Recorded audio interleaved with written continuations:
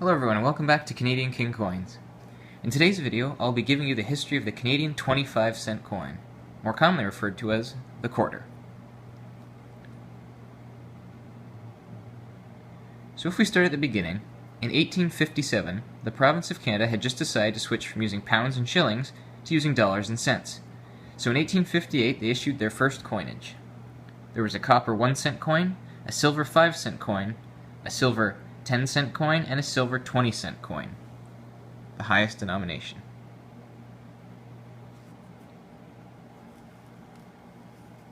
It used the younger portrait of Queen Victoria, unlike on the later quarters.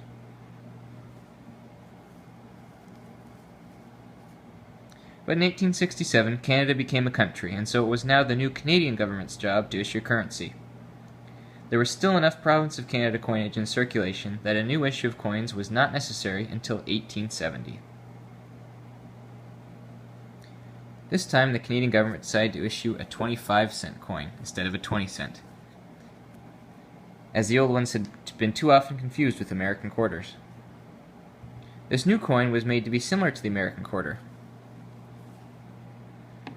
It was 925 silver, had a diameter of 23.27 millimeters, a weight of 4.67 grams, and featured the aged, diademed portrait of Queen Victoria.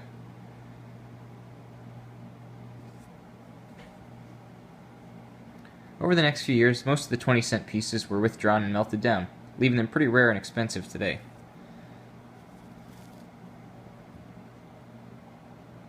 The quarter remained practically unchanged for the next 30 years, but in 1901, Queen Victoria died after 64 years on the throne, and so her son was crowned King Edward VII, and he would appear on the next issue of coins in 1902.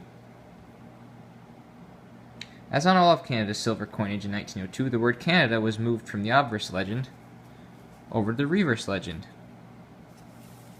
and a St. Edward's crown was switched out for the more current Imperial State Crown. In 1908, all of Canada's silver coins switched from coin rotation to metal rotation, which we still use today, much to the annoyance of American coin collectors. King Edward VII died in 1910, and the new king, George V, appeared on the next issue of coins in 1911. 1911 is a special year in Canadian coinage and is known as the Godless Year, because for the first time, Dei Gratia, meaning by the grace of God, was omitted from the Latin inscription on the obverse. The story goes that the Royal Canadian Mint was in such a rush to get out the new dies from the Royal Mint, they missed the mistake in approving the design.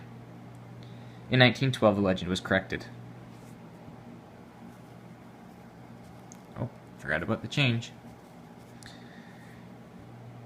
The reverse remained the same as on the Edward VII series, and except for in 1920 when the composition changed to 80% silver, the quarter went unchanged until after King George V's death in 1936.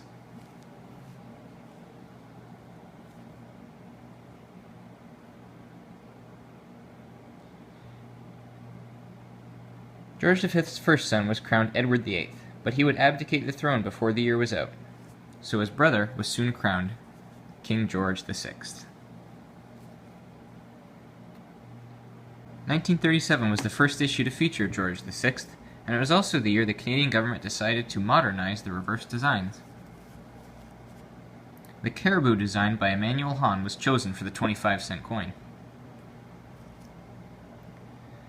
George VI died in 1952, and his daughter was crowned Queen Elizabeth II, and she would appear on the next issue of coins in 1953. Her first portrait shows her at age 27 and is known as the young head portrait. That's the one you want to be looking for when coin roll hunting. In 1965, her portrait was updated, now showing her at age 39 and wearing a tiara.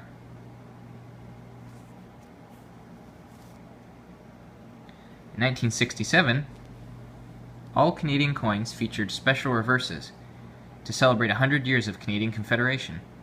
The quarter featured a bobcat designed by renowned Canadian artist Alex Colville. And partway through the year, the composition of the quarter and the dime was changed from 80% silver to 50% silver, but the two are undistinguishable without special equipment.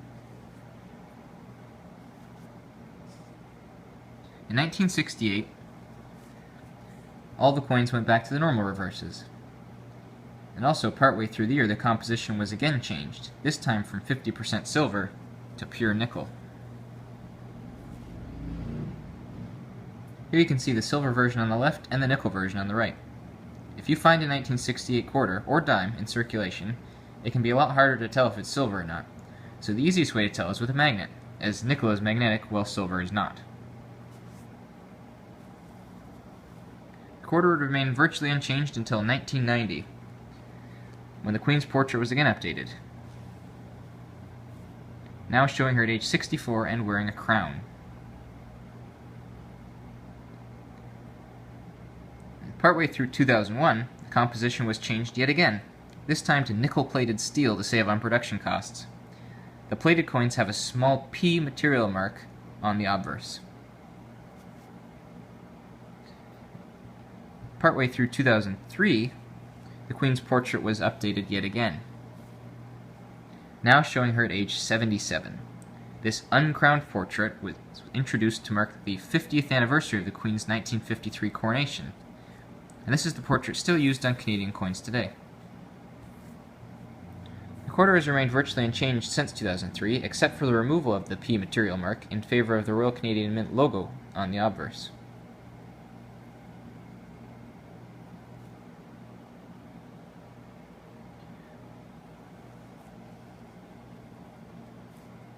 Of course, I skipped over the countless commemorative quarters issued over the years. There are simply too many to cover in this video. I'm still planning on making a separate video covering these in the future, though. I hope you've enjoyed this video on the great history of the Canadian 25-cent coin. If you'd like to see more videos on the history of Canadian coins in the future, consider subscribing, or check out some of the other videos on my channel. And as always, have a great day.